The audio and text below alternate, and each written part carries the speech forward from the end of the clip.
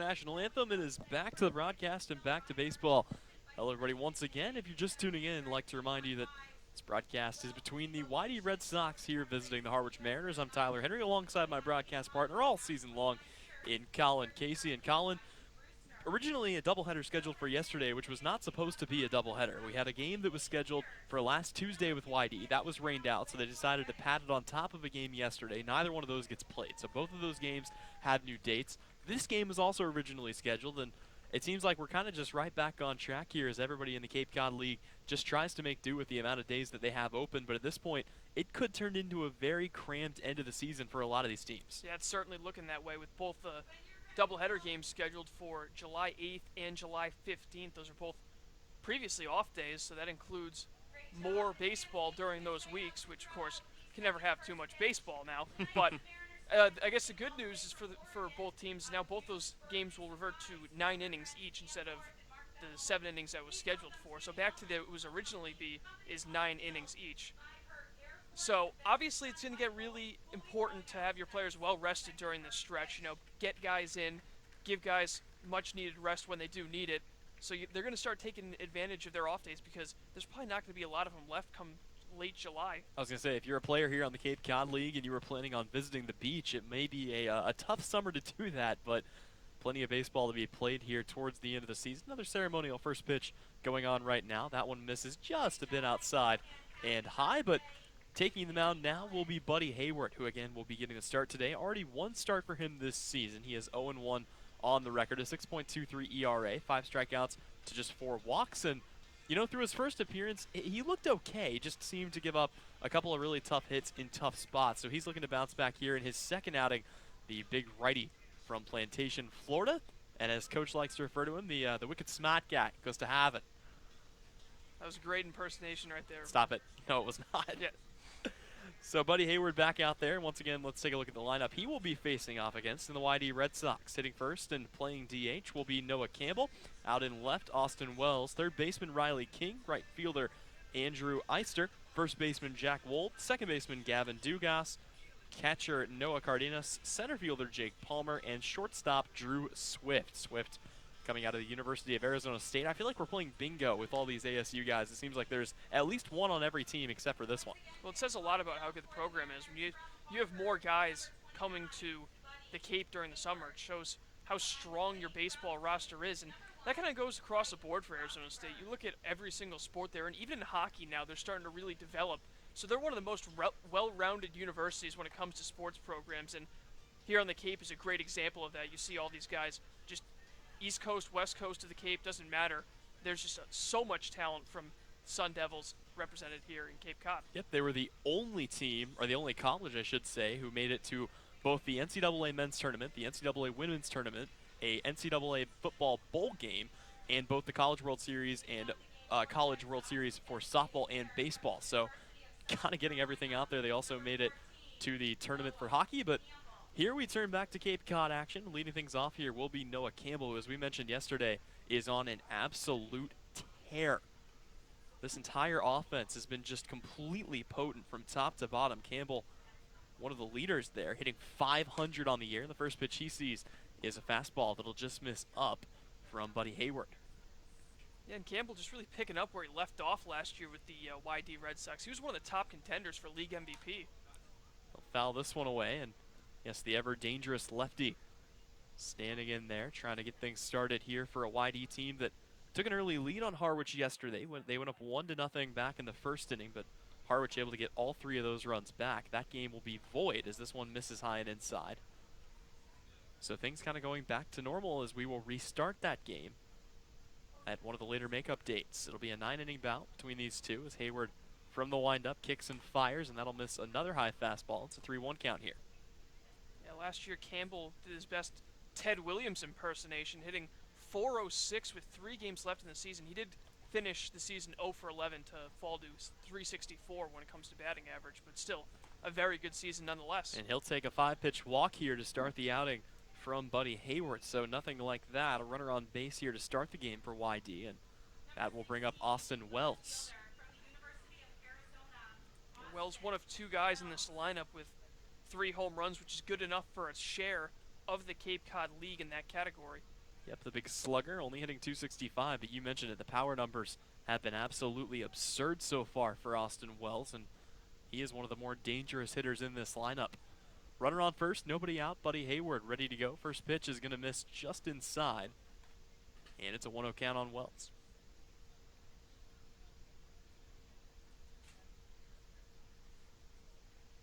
Austin Wells, a freshman at the crosstown rival of the Arizona State Sun Devils from the University of Arizona. From Las Vegas, Nevada, he'll watch a fastball in there for strike one, and that'll even the count at 1 apiece. In 2018, he won Pac-12 Freshman of the Year. He was the first Arizona Wildcat to win that award since it was created, which was 20 years ago now. Yeah, pretty impressive. Not just that he won that award, as Hayward comes home a breaking ball and slides and falls down onto his face there. Not sure what happened there. That pitch will miss, so it's going to be a 2-1 count. But not only did he win the award, he won it over Spencer Torkelson, who broke the freshman home run record at Arizona State, previously held by Barry Bonds. So he put himself in pretty good company, led the Pac-12 in several stats, but just narrowly got beaten out by Austin Wells, who stands in. Here comes the 2-1 pitch, and that one is going to be taken into center field. Jacob Hurtubise will settle under it and make the catch for out number 1. Yeah, good job there recovering from falling down by Buddy Hayward. He's able to get Wells to swing under one, and it's a routine play for Hurtubise. Well, and for Wells, or not for Wells, for Hayward, kind of working on developing the off-speed pitch. He came in here primarily a thrower of fastballs, but trying to really work on his toolkit a little bit here, and maybe just focusing so much on the pitch, he didn't think about where his plant foot was going to land. That was just a very strange thing as he throws over to first, and in there well ahead of the throw is Noah Campbell. And then the return throw gets over Hayward's head, and that'll roll over to Tyler Keenan. So digging in right now is Riley King, the third baseman and the first right-hander in the lineup so far today. Whitey Red Sox liking to vary that up. One of the more potent offenses in the league. Runner goes, and it's going to be unable to pick out of the dirt by Michael Rothenberg. Yeah, so Campbell really is a five-tool player. He can hit for power, he can hit for contact, and another thing he can do very well is run. Yep, absolutely. A lot of speed out there, and now some speed in scoring position here for the Red Sox. As Riley King will look to drive home another run. So far on the season, King just 1 RBI. This one once again down in the dirt, and getting in front of it and blocking it back there is Mike Rothenberg. Yeah, you wonder if after falling in that last at-bat against Wells, if Hayward's maybe trying to work on planting that leg, and maybe he's focusing a little too much on planting the leg, and he keeps short-arming his pitches to the plate. Yeah, everything has been left short, as you mentioned, and Rothenberg's been awfully busy back there. This one will be taken to the left field. Joey Weimer will chase it over, 3 steps to his right, and make the catch for out number 2. So still some danger out there, but a little bit less with 2 away. And that will bring to the plate Andrew Eister. Eister from the University of South Carolina. And another righty here, so they go lefty, lefty, righty, righty to start this one off. He's from Ocala, Florida. So just moving inland a little bit. Another guy that had to kind of work his way up to the D1 level, transferred from Santa Fe College, where he hit .413 with 13 home runs during his freshman year and helped them to a 39-11 overall record. First pitch he sees, just going to nick the corner for a strike, low and away. I mean, no slouch of a freshman season. You want to talk about a .413 batting average at Santa Fe, and that right there is why he quickly found himself make that transition to South Carolina. Had a little bit of time with the Newmarket Rebels during a summer league after that season, as he'll watch this one down for ball 1 and put together an MVP season. So about the only thing better that he could have done in between years. Picks up an MVP award in the summer league and heads to the D1 school. Had a pretty good year at South Carolina, hitting above 300. And now he's here in the Cape Cod Baseball League. The 1-1 pitch, swing and a miss. Buddy Hayward keeping the fastball up there, and He has gotten his man behind here is Andrew Eister, looking to avoid ending the inning. Is the highest scoring offense in the entire CCBL, 67 runs on the season. Yeah, they've been just crazy offensively as the 1-2 pitch is going to miss low and away. Good stop by Rothenberg, though, and that'll force Noah Campbell to hold up at second. Also second in hits, so they're able to get guys on and then drive them in because they're first in runs batted in as well. Well, and how about this? 55 RBIs. You mentioned they lead the league with that number, and that is a pretty insane number considering that's 22 more RBIs than the Harwich Mariners have. But the Mariners right now are only a half a game behind the YD Red Sox. The standings are all bunched up right now in the East. It's pretty much anybody's game. Chatham currently in first place at 7-4-1. Then YD and Orleans tied for second place with 13 points at 6-4-1. Brewster at 6-5-1, and Harwich technically in the basement at 6-6. But that's a pretty shallow basement to climb out of, and a win here would work wonders towards doing that. Hayward with the 2-2 pitch, and that is going to be called strike 3. Down on strikes is Andrew Eister, and the inning is over. So the side is retired. Hayward gets out of some trouble, and we're still knotted up at 0. Mariners up to bat in the first inning. When we come back, you're watching Harwich Mariners baseball on the Mariners YouTube network.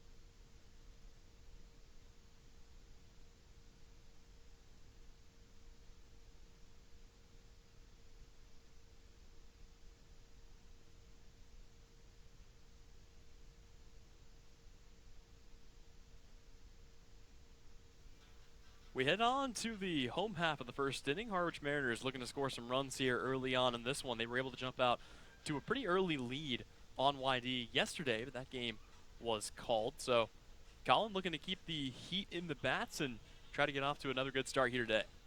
Yeah, it's hard to kind of make that transition when you have such a good game. A lot of coaches will be like, yeah, it's just something that, the bats got hot, and you don't know if that's the same thing that's going to happen the next day. But they're not exactly facing the same pitcher here, so that's going to that could make all the difference in the world. But Mariners' offense has started to really pick things up after a really slow start to the season, and if they can have that offense complement the pitching, they could be a really dangerous team come late June, early July. Yep, leading things off will be the ever-dangerous speedster Jacob Hurtubise, who was was walked on 4 pitches to start the game yesterday. And the first pitch he sees will be in there for a called strike on the inner corner. So Hurtubise from Army actually came here straight off of military training. So he was kind of telling the story. This one will miss low and inside for ball 1. That, he was out there in the forested area with his unit working on surviving, and you got to set up your own tents, you got to find your own food, that kind of thing, and came straight from there to here, and now he's on the beach playing some baseballs. He hits this one to third. It's picked up, throw across the diamond is in time by King for out number 1. Yeah, King really had to hurry that throw, knowing the speed of Hurtubise, but made it look easy, and now we'll see if Joey Weimer can get on base here. He's pretty much a second leadoff man for these Harwich Mariners with his speed. Absolutely, and he has been phenomenal so far this season, tearing through opposing pitching, hitting a cool 329 on the season. Here comes the first pitch he sees, and he will check his swing. They're going to say it comes into the zone anyway for strike 1. Take a brief look at the man out there on the mound. It is Jack Leftwich, who was originally slated to pitch yesterday, as this one is going to be chopped high in the air. That'll just get to the first baseman. Throw to first is going to be in time. So Wold able to toss that one over to Leftwich for out number 2. Yeah, that's something we've seen a lot of from Joey Weimer this year. That's a lot of high choppers. And that one, it seemed like Wold kind of lost it in the sun for a brief moment. Was able to make the play and a good cover by Leftwich. So 2 very quick outs for the YD Red Sox in the first. Well, and I mean, honestly, with those high choppers that he hits, if he's hitting them to the other side of the field, he's going to be able to leg some of those out for infield singles. But majority of the ones we've seen have been hit either to first or second base. So that brings Daniel Cabrera to the plate. His first pitch will be fouled away out of play. Cabrera absolutely exploded after his debut. A little bit of a slow start like everybody else, but came out swinging with 4 RBIs in 1 game in his second game as a Harwich Mariner. And here he will take a pitch that misses inside to even the count at 1-1. Yeah, 1 of 2 home runs hit in that game against Hyannis, the front end of the doubleheader. Mariners will end up splitting that with Hyannis.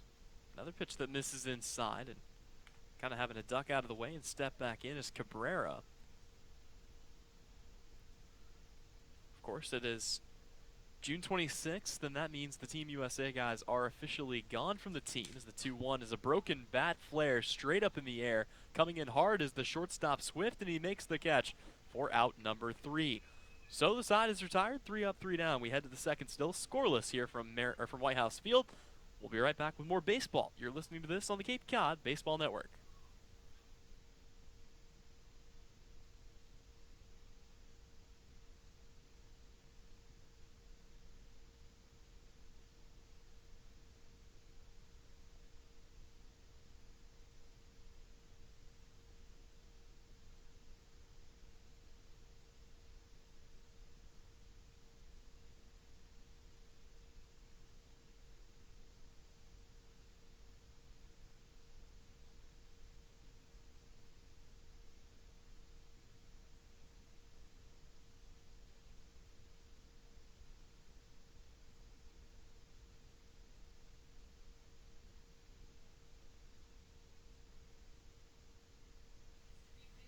Back here at White House Field, Tyler Henry alongside Colin, Casey, Matt Lucy, producing from our studio here in-house, and it's been a good one so far. Very, well, no score here as both teams looking to break through, and a lot different than what we saw on a very rainy day yesterday, Colin, where both teams combined for 4 runs through the first couple of innings. So far here, it's a much more pitcher-friendly game early on in this game with the weather conditions being what they are. Yeah, and it's weird because you look at yesterday and you think, oh, the reason why it was so high scoring was it was trouble in the field trying to make these plays, but really both teams were hitting the ball really hard and finding the gaps. It's obviously still early in this one, we're only through an inning, but it was pretty remarkable to see how well both teams were able to hit the ball in such poor conditions. Yeah, absolutely, and so we'll see if that continues or if the offense will break out here in the middle couple of innings. Still in the early parts of this one, second inning, and coming up to bat will be Jack Wold. It'll be 5, 6, 7 coming up here for the Red Sox. Wold stands in from the left-handed batter's box, and the first pitch he sees from Hayward will be fouled away back behind us. Wold hitting .313 on the young season from UNLV. A homer, 6 RBIs. Still pretty young is the season as he'll wave at a high fastball here, but almost a quarter of the way through it. It feels like we've only played 7 or 8 games, but, you know, God and weather willing, we've been trekking along. This is game 13 of the season. Harwich coming into this one 6-6. This one is fouled away once again. Wold able to keep it alive here.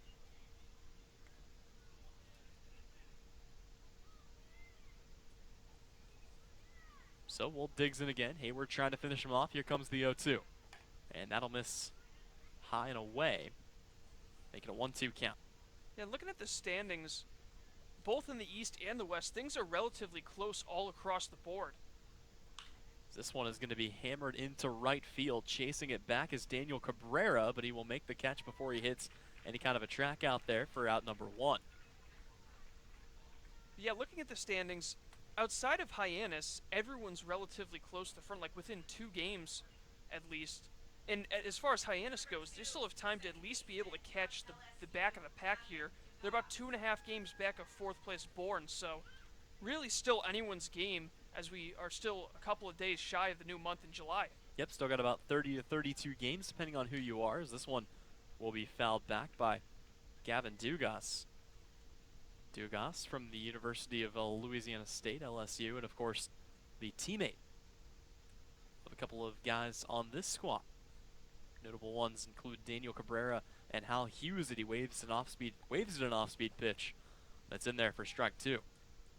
That looked like a nasty changeup from Hayward. I mean, the thing just died as soon as it got to the plate. He had him way out in front of it. 0-2, swing and a miss, went with the same pitch, keeping that changeup low, and that'll be strikeout number 2 on the day for the Harvard product. Yeah, that's usually a good sign to show if a pitcher's doing well, is how well their changeup is. If you're able to make a big difference between your fastball and your changeup, whether it be 8, 9, 10 miles an hour, that can really work in your favor, and even open up your other off speed, whether it be a curveball or a slider. It can really mess up a hitter's timing. So that'll bring Noah Cardenas up to the plate. He stands in from the right-hand side, and the first pitch he sees will be fouled away. Plenty of other games going on in the Cape right now, 4 of them to be exact, thank goodness. As we try to work through the season here, Orleans at Katuitt. They trail the Cavaliers 1-0. Wareham is up on Brewster on the road. They're up 2-0. Chatham and Bourne knotted up at 0. As this fastball catches the zone, low and away. And then Hyannis, they're up on Falmouth right now, so they might actually pick up their second win of the season, currently at 1-9-1, trying desperately to avoid being the first team to 10 losses. That would be 2 in a row for them. Well, they did take the loss to Wareham a couple of days ago on our off day. Gotcha. This one will miss low and away, but yeah, it was kind of a strange day. Had 6 teams in action, the other 4 off, but just trying to catch up. And fortunately for Harwich, they were actually able to have the day off, maybe send a couple of guys down to the beach. As the 1-2 is going to be swung on and missed, and are they going to say he got a piece of this? No. Yeah. So strike 3 called, and that'll be it. Noah Cardenas down on strikes. Not sure what that was exactly. Colin, any ideas there? Not really sure. I mean, he signaled the fact that it was like a safe call, as in the ball maybe hit the ground, which clearly did hit the ground. Yes. Didn't look like he made contact either, so I'm not sure why there was a throw down. I'm just not sure why Cardenas didn't run. Well, one way or another, we'll take it, and we'll head to the break. When we come back, though, it will be the home half of the second inning. Mariners looking for their first runs of this one when we come back. You're listening to Mariners Baseball here on the Harwich YouTube Network.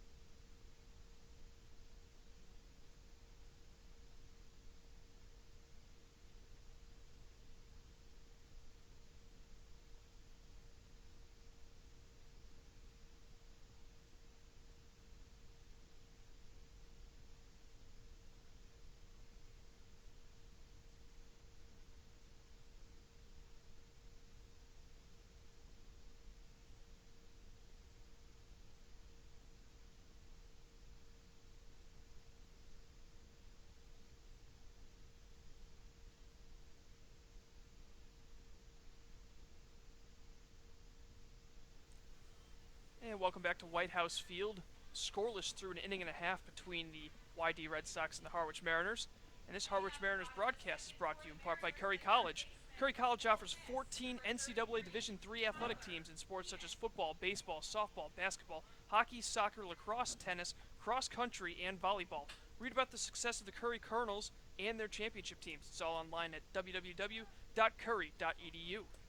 So back to baseball here. It'll be Tyler Keenan standing in for the first time today, and first pitch he sees will miss out of the zone as Jack Leftwich back out there for another inning of work. Leftwich from the windup comes home with the 1-0, and that's going to catch the high and away corner, but he's able to just groove it in there. The count is 1-1 here. So Tyler Keenan from the University of Ole Miss, another late acquisition for this team as he fouls this away.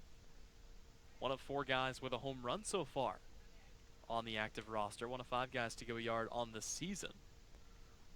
And we've seen some pretty good power out of him so far. He's got a good smooth swing. Here he will send one hard but right at first. It's picked up by Wold, who once again tosses to Leftwich, and it's there in time for out number 1. Yeah, and back to your point about the home runs on the offenses, he was one of 4 guys. All 4 of those active guys are actually batting 2 through 5 in the lineup, so that's where that power is coming from for the Harwich Mariners lineup. Still looking, though, for their first multi-homer player, which Yarmouth Dennis can say for themselves. They have 2 of them, and those 2 make up 75% of the home runs that were hit by Yarmouth Dennis this year. Yep, it's been pretty insane, the offensive power that this team brings to the table, as Nico Cavadas will send this one into left field, tracking over to about right center field, and making the catch there is Wells, and that'll be out number 2 here. Yeah, Cavada's trying to show off the opposite field power, but got a little bit under it. Plenty of air under it for Wells to get over in left center and make the easy catch. So now it'll be up to Fedko to keep the second inning alive. Yep, Christian Fedko coming in here from the University of UConn. Fedko having a pretty impressive season in his own right, coming into today's game hitting just a shade under 350. Already 8 extra base hits for him this season. The first pitch he sees is going to be hammered into left field. It is back. It is just, oh, it's gone. Wasn't 100% sure, but they're going to rule that a home run, and Christian Fetko becomes the latest member of the Harwich Home Run Club, as he will touch them all. Yeah, let's extend that from 2 through 5 now to 2 through 6. I was just about to say, can just make it a little bit longer of a chain here in the lineup. That is, I believe, only the second Harwich Mariners home run here at home this season. So a big fly from Christian Fetko, and the Mariners are on top 1-0 here early. Yeah, I think everyone in the ballpark knew that one had the distance. The question was, did it stay fair? Third base umpire said sure enough it did, and so the Mariners, once again, for the second straight day, take an early lead. And how many times have we seen this spark an offensive revolution? As this one's going to come in just narrowly miss hitting Mike Rothenberg. But it seems like all it takes is one big hit, and the Mariners' offense just starts producing. So we'll see if Rothenberg can keep the inning alive here with 2 away. Yeah, that one was definitely hit far enough, and looked like he was going to wrap it either just inside or just outside of that foul pole. Kind of a light signal down the third base line, but a home run nonetheless. Mariners are kind of climbing their way back into the home run standings as Rothenberg waves at the pitch up in the zone, and it's a 1-2 count. Yeah, and that ball was hit on on almost a straight line. It didn't really hook or slice either way. It was heading right at the foul pole, and it was about a foot inside of it. 1-2 pitch, and that is going to just miss outside, as you can see already kind of jogging his way back to the dugout was Noah Cardenas. And the umpire says no, come back here. Got a few more pitches to see. Here comes the 2-2.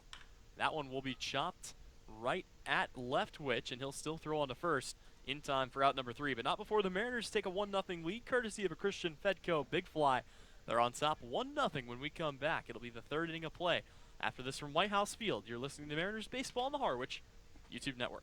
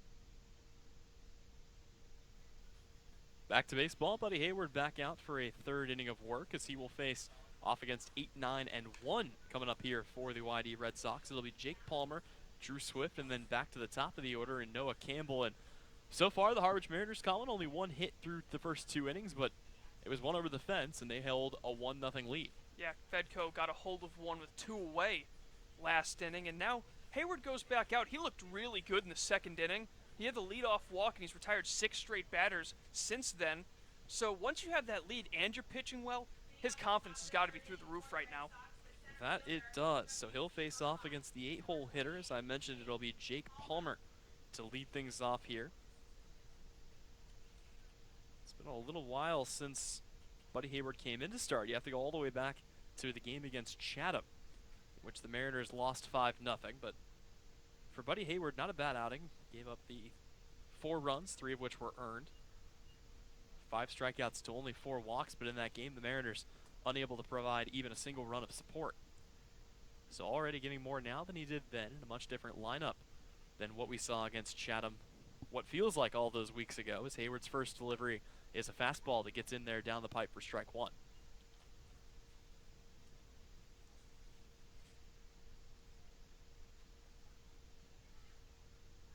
So here comes the 0-1 from Hayward. That one is going to be swung on and hit into shallow left field. Coming all the way in from center to make the catch is Hurtubise, and that'll put the first out of the inning away. Out number 1. It's good to see Hurtubise and Weimer communicating out there. Hurtubise just in his second full game, or believe it or not, this might be his third full game. Regardless, Hurtubise already fitting in terms of being able to communicate with these guys and let his outfielders know that, hey, I can get this ball. So that'll bring up the 9-hole hitter in Drew Swift, who takes the first pitch in there for a called strike. Swift, shortstop out of the University of Arizona State, not typically playing shortstop, as that's Alika Williams' position, as this one will miss low. Williams, of course, the shortstop for the Bourne Braves, or he was. He is now currently alongside Logan Allen out there at the Team USA tryouts. Hayward with the 1-1. Swung on and hit solid up the middle. Hurtubise comes in, and he's going to make the catch. How about that from Jacob Hurtubise?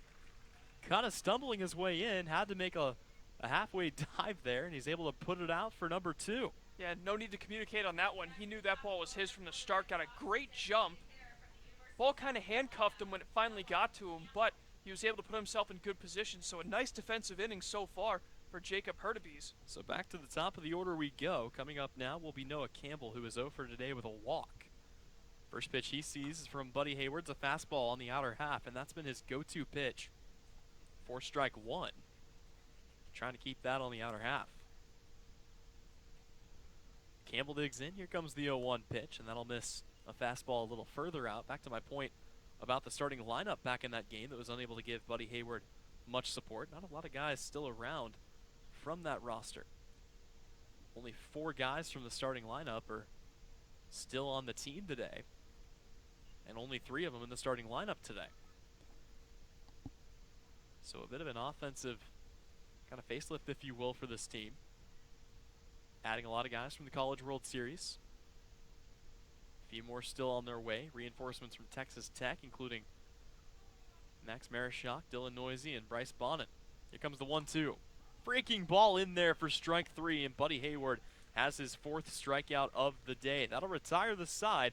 It's another 3-up, 3-down inning for the YD Red Sox. When we come back, it'll be Harwich in the home half of the 3rd. Their lead at 1-0 here on the Harwich Mariners YouTube network.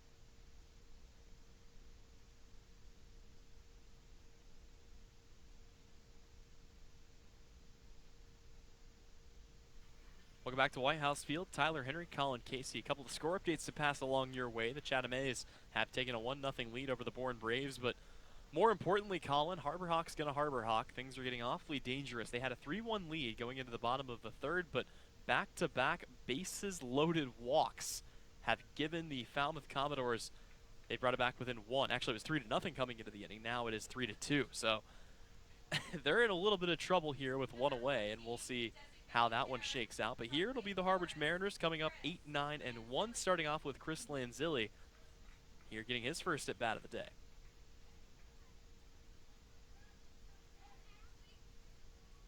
Lanzilli will wave at the first pitch. Fastball on the outer half for strike one. Lanzilli, a guy who's trying to find his footing offensively, hasn't quite had the start that he had been hoping for here with Harwich. Excuse me. So trying to get off to an even quicker start. He'll wave at another off-speed pitch on the outer part there, and he's fallen behind here 0-2. A phenomenal 2019 season, to say the least, hitting .350 in OPS, well over 116 home runs and 67 RBIs. So you'll watch that one go low and away. It's a 1-2 count here, but a little bit of a slow start, as you mentioned, hitting just 120 here through the first couple weeks of Cape League play. Leftwich with 1-2, and that one will also miss low and away, trying to get him to chase where he placed a couple of sliders just a moment ago, but all he's done is even the count at 2-2. Lanzilli's showing great discipline in this at-bat, able to lay off those chase pitches. Here's the 2-2, and he will foul this one off. That'll be well out of play. And you can see exactly what Jack Leftwich is trying to do. He got him to chase a couple on the outer half, and as you mentioned, he continues going to that spot, but pretty good job laying off of it here by Chris Lanzilli. So once again, here comes the 2-2 from Leftwich. And that'll be a swung on and missed as Lanzilli cuts under that one. A fastball down the pipe for out number one.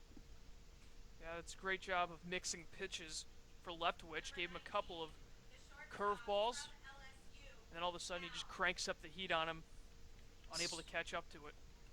Yep, so that will bring to the plate Hal Hughes, who so far this season also kind of trying to find his footing a little bit here. But a very limited sample size, just 6 ABs for him coming into this one, and the first pitch he sees is going to be in there for strike one.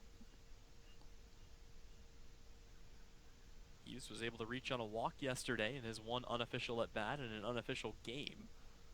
So starting all over here as he will foul this away and fall behind in the count 0-2. On the fans out here taking advantage of the nice weather. White House Field, pretty packed. I was going to say, it's been a bigger crowd than I think we've seen because there's some sun out there today.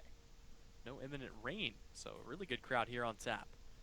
0-2 down in the dirt. That'll bounce past the hand of Cardenas and back to the backstop. And it'll be a 1-2 count here on Hal Hughes. Shadows might be playing a role here, Vision, for both the hitter and the catcher. There's about a 15-foot area of light, and then everything else covered in shadows between the pitcher's mound and home plate. 1-2 pitch, swung on and fouled away once again. So, yeah, as you can see out there, the shadows starting to play in a little bit. The outfield relatively safe from it, and that sun will be going down here in a little while. So we'll have the lights on here at White House Field, part of the reason they can play the late game. Here's the 1-2, and that one is going to be fouled away back into the YD bullpen. So Hal Hughes continuing the at-bat here. Trying to get that Jack Leftwich pitch count up a little bit. Infield playing relatively deep, so any kind of soft roller might be a tough play for this Red Sox infield. Plenty of speed out there for Hal Hughes. See whether he can slap one up the middle maybe. And here comes the 1-2. Called strike three on a fastball. And Hal Hughes is down on strikes. The second of the inning here for the Mariners. And Leftwich, both Ks coming in this inning. He's starting to figure out his strikeout pitch and punched out both of them on fastballs. So he'll face now Jacob Hurtubise, who again here in his second at bat, 0 for 1 today. Grounded out to short, or third. Hurtubise ready to go. First pitch from Leftwich. He squares around and shows bunt. And here you'll see the infield corners come in a little bit here. Hurtubise still looking for his first official hit in the Cape Cod League, but we know the kind of speed he has. Here comes the 1-0. That'll just catch the outer half. And it's a 1-1 count on a breaking ball. So Jack Leftwich looking for a quick 1-2-3 inning. Has already gotten two guys down on strikes. Here comes the 1-1, and that'll be fouled away by Hurtubise back towards the YD bench.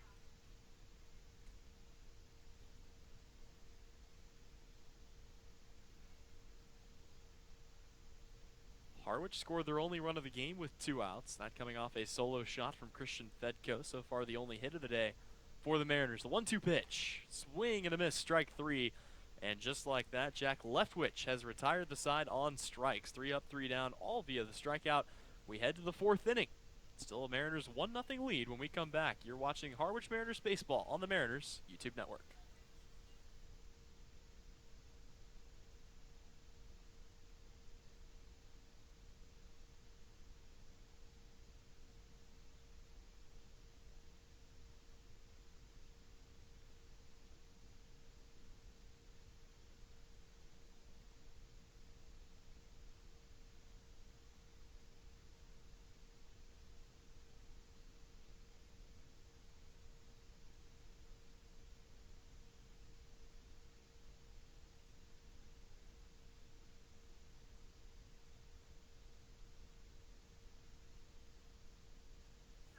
Back to baseball here at White House Field. Tyler Henry, Colin Casey. Like to remind you that today's game is brought to you by Cape Cod Healthcare. Urgent care is now available at 4 Cape Cod Healthcare locations: Hyannis, Falmouth, Sandwich, and Harwich.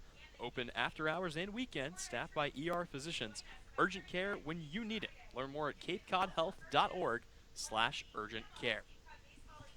So it'll be Buddy Hayward heading out for his 4th inning of work, and he's made relatively quick work of this YD Red Sox lineup, facing 10 batters, retiring 9 of them. Only base runner of Noah Campbell with a leadoff walk to begin the ball game, but he has since struck out, so Hayward has retired every single batter in this lineup at least once. Yeah, and I mean, the biggest thing to me is since giving up the leadoff walk, it's been 9 up, 9 down. So just cutting through hitters left and right, and now he heads on through the 2nd time of the order. It'll be Austin Wells, Riley King, and Andrew Eister.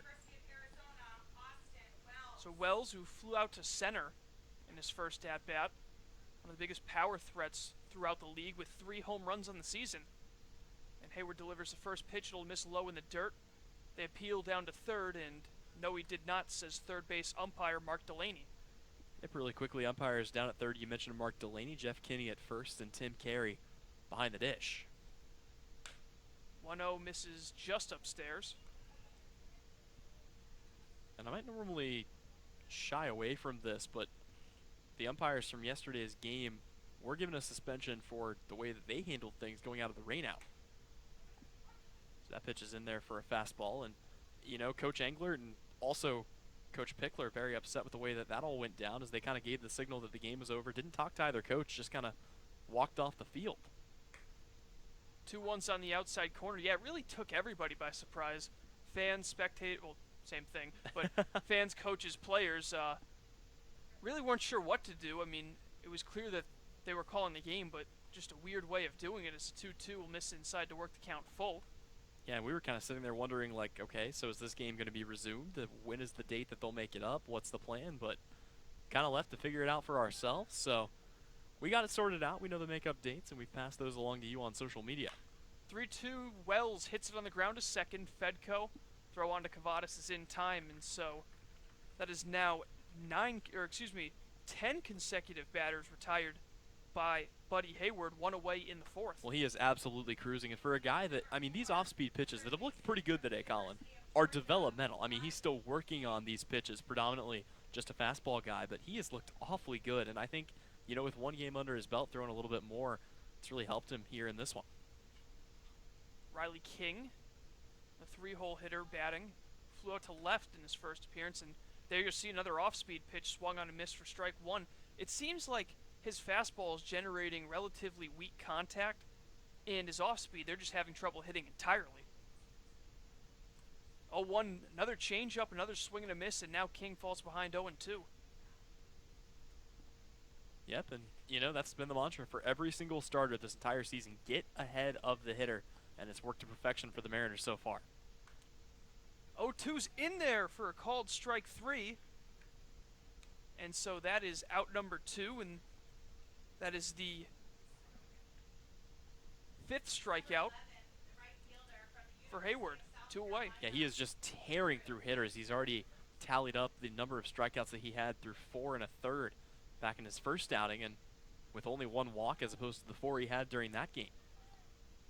So he has looked completely in control here. And in steps another power threat in Andrew Eister. And it's a chopper to short. Hughes gloves it. Long throw across the diamond is in time. And that is 3 consecutive 1-2-3 innings for Buddy Hayward. We're through 3.5 from White House Field. Mariners lead at 1-0. You're watching Harwich Mariners baseball on the Mariners YouTube network.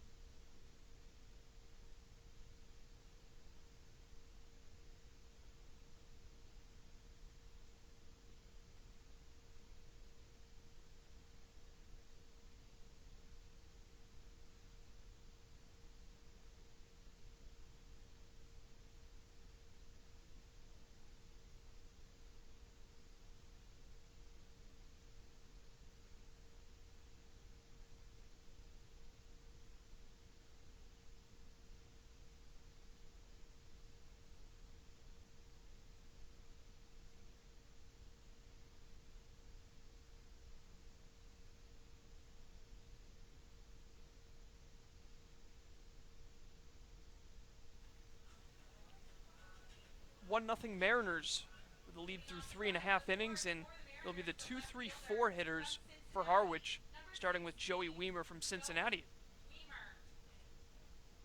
Yeah, and it's been a great defensive outing here for both teams so far. It's just one base runner for either team. A walk allowed to Noah Campbell, but a solo home run for Christian Fedko. And that currently is the deficit in this one. Weimer waves at a first pitch from left, which he falls behind 0-1, and the Mariners tied for first in fielding percentage in the CCBL, 979. They're even with Bourne, and that one will miss low to even the count to Joey Weimer. Yep, Bourne and the Harwich Mariners, also the only two teams in the league with fewer errors than games played this season. So two of the better defensive teams in the league. And the 1-1 misses inside, and ironically enough, both of those teams in the bottom 2 of their division currently. Bourne at 4-6, Harwich at 6-6. From the windup Leftwich, and another swing and a miss, so count even 2-2. Well, defense doesn't always win championships, but certainly helps. So far, the Mariners haven't had a lot of unearned runs via the air. Weimer fouls that pitch off to the right, out of play.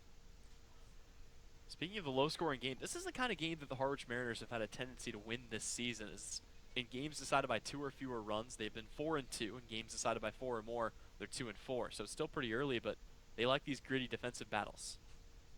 An off-speed pitch misses up and in, and that'll fill the count. And you got to be careful throwing this much off-speed to Joey Weimer. He's been just absolutely terrorizing pitchers when they've come with too much off-speed. It's been the fastball up that he's really kind of struggled with here early in the season. Leftwich delivers the 3-2, and there's the off-speed, and he catches Weimer out in front for strike 3, so Leftwich picking up right where he left off. That's now 4 consecutive strikeouts dating back to the 3rd inning, 1 away. Yeah, crazy that there have only been 2 runners in this game. It's made the game go by pretty quick so far, as everybody has kind of just been get up, take your at-bat, and then head on back to the dugout one way or another. This one is absolutely cruising by. So it'll be Daniel Cabrera who popped out to short to end the 1st inning.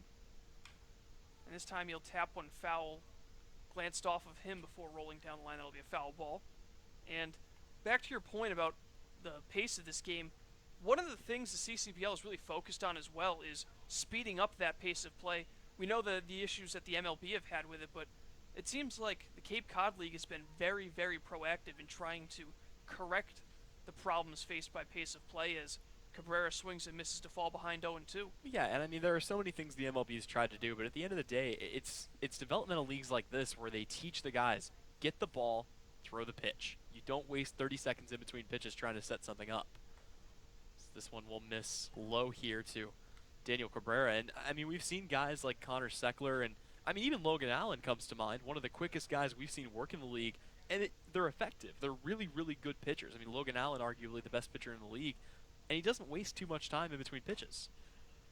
Cabrera fouls another one off, and yeah, it's like you said, it's all about developing these habits at a younger age. Not necessarily as like an 8-year-old, but in these collegiate leagues, it can really make a difference when these guys become the major league stars.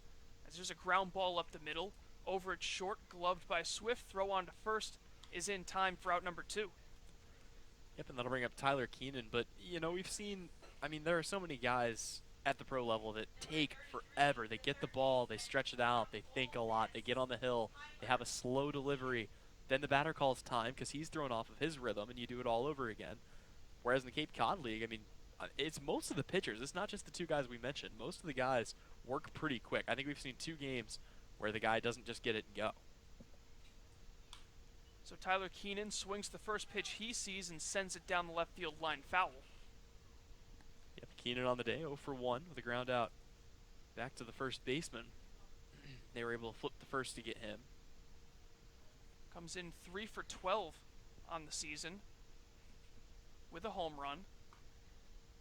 And that's in there, so Leftwich continuing to attack these Mariners hitters, and he finds himself ahead 0-2 once again. His confidence has not wavered since giving up that solo home run to Fedko. And the 0-2 to Keenan. That's in there for strike 3, so now, out of the last 6 batters faced by Jack Leftwich, he has struck out 5 of them, and he retires the side in the 4th in order. So we're through 4 innings from White House Field, and the Mariners lead the YD Red Sox 1-0. You're watching Mariners baseball on the YouTube network.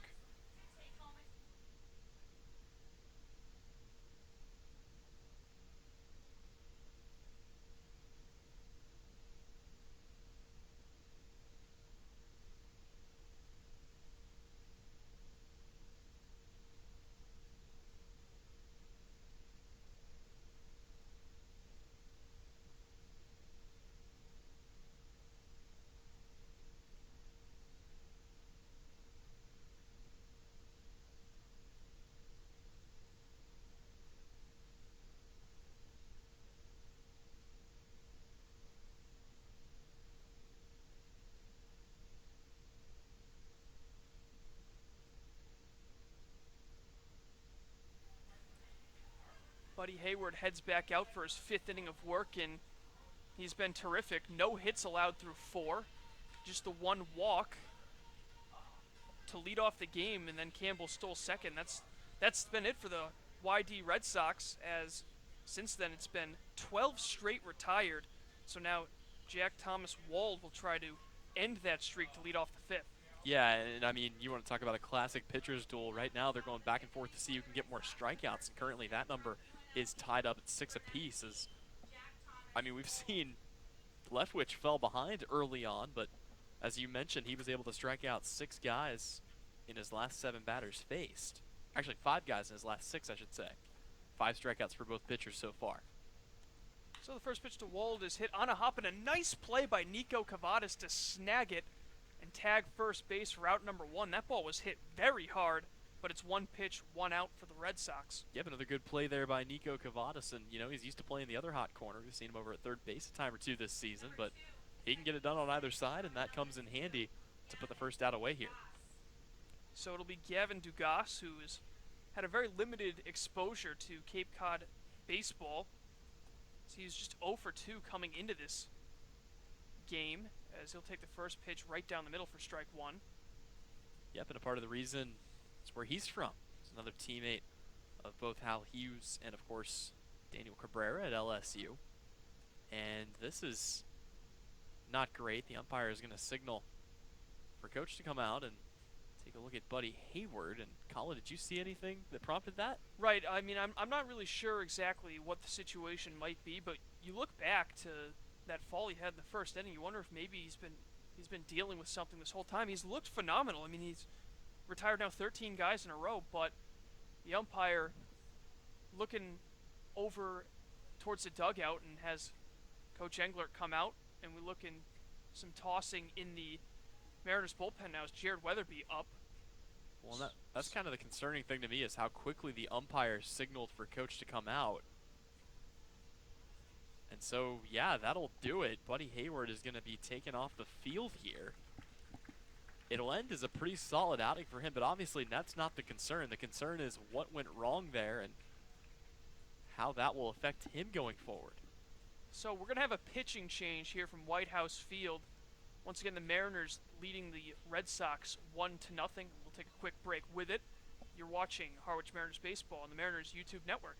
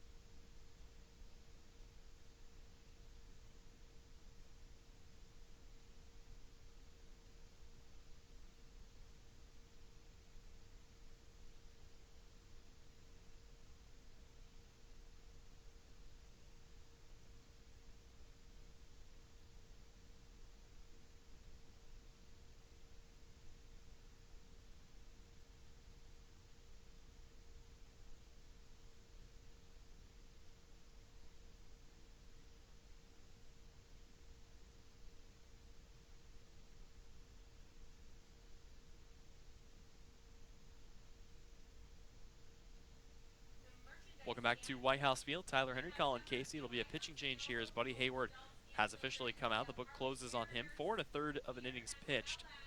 No hits, no runs, 1 walk, and in this game, a whopping 5 strikeouts, and hopefully everything is all right with him. Obviously, we do not speculate on injuries here, but really quickly, let's take a look around the league. So the Falmouth Commodores have tied things up courtesy of a solo shot. They are even with the Hyannis Harbor Hawks. That game is currently at 3-3. Bourne, the Braves, looking to get a win against the Chatham Anglers. They are up 2-1 as they head to the bottom of the 6th inning. For the Chatham Anglers, they're currently up 2-1. Actually, the Braves up 2-1, as I just mentioned on them.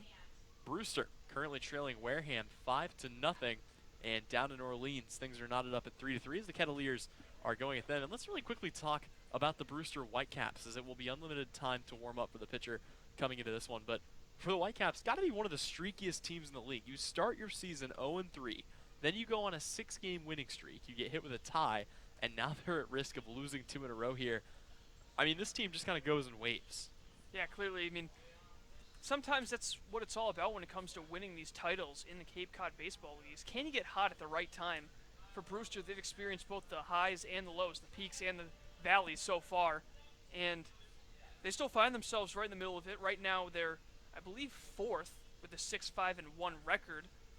Couple of games back, or a couple of points back, I should say, in the East, but still right in the thick of things. If they can find some consistency, they can really become a team that could come out of the East and represent the East in the championship series. Yep, and we mentioned earlier the Harwich Mariners technically in the bottom of the division at 6-6 with 12 points, but the leader only has 15. And in case you're unfamiliar with the scoring system, a win is ruled 2 points, a tie is ruled 1 point. You get nothing for a loss. So the Mariners could technically jump up above YD if they get a victory here today. Let's really quickly give you a look at the new pitcher coming into the game here for the Harwich Mariners. It will actually be Nick Zwak, who had 1 outing so far this season, pitched 2 innings, did not give up a run, 3 strikeouts to 0 walks. And, you know, talk about a guy that fits right into the Harwich system. He is a strikeout machine. That was really the reason that he was given so many looks during his freshman campaign with Xavier. 68 of them, last season 43. So looking to tally on to that, and so far he's getting 1.5 through every inning he pitches. Yeah, it was interesting to see Zwak come in because it was Weatherby who was at first warming up, but then they ended up going with another lefty, and that is going to be Zwak. So the Monticello, Minnesota native will look to get the final 2 outs of this 5th inning, and he will have an 0-1 count to the batter, Gavin Dugas. Well, and if you're up in Minnesota, I mean, you got to be a multi-sport athlete, a guy that not only did he play football as a starting quarterback, but he was also a big hockey player, as most guys up in the north are. So something about that, mostly the cold weather, that, you know, just brings in a lot of hockey talent from that part of the country. Yeah, 3 teams actually making the NCAA tournament for hockey out in Minnesota. It was Minnesota State, St. Cloud State, and Minnesota Duluth. Minnesota State and St. Cloud State actually upset in the first round, but it was the UMD Bulldogs that went on to win the entire tournament, beating the University of Massachusetts 4-0 in the championship game. So the epic dynasty continues for those Bulldogs, as I believe that's now 2 championships in the last 3 years and 3 appearances in the last 3 years. So I'm pretty sure hockey is the only time where you'll ever hear somebody say the words, "Hey, did you catch that Duluth game last night?" That's about it. But hey, you got to be good at something, and that's exactly what they are. But for Nick Zwok, coming out of the University of Xavier, and a pretty good toolkit for him: fastball, slider, cutter, changeup. Trying to work on that big 12-6 hook, and we'll see how often he goes to that, as that was absolutely dealing for him back during his first outing here for the Harwich Mariners, and looking to pick up another good performance here against a Whitey Red Sox team that, for as potent a lineup as they've had throughout the entire season, Colin, they've been pretty much shut down today by Buddy Hayward. yeah, Hayward going once again 4 1/3 innings before exiting. So now Nick Zwok will try to take over. It'll be interesting to see how long he goes and if he's kind of a bridge between Hayward and the back end of the bullpen. Could see Joe Boyle if this game continues to be close in the 8th or 9th, depending on how many innings he'll go. Zwok was one of the pitchers that went during that game against Brewster right here at White House Field, a game where the Mariners would fall by a score of 4-2. The only guy who didn't actually pick up or give up any runs during that game. So he's still warming up right now, and again, he will be facing off for the YD Red Sox against Gavin Dugas, who so far today is 0 for 1 with a strikeout. Another interesting note, we talk about all the strikeouts. Every guy on the active roster for the Mariners has at least one this season, but I think one of the more impressive things about the strikeout numbers this year, the Mariners have struck out 79 different hitters through their first 11 non-weather shortened games. There have only been 20 guys in starting lineups for teams this year that have not struck out at least once against Harwich this season, compared to 79 that have. And I mean, that trend continues today as they've struck out the 1, 3, 4, 6, and 7 hole hitters, and we're only one and a half time through the lineup. Yeah, the Mariners came into this game with a 10 strikeout lead in the entire CCBL. They're first with 121 on the season so far. Pretty impressive total in 12 games played.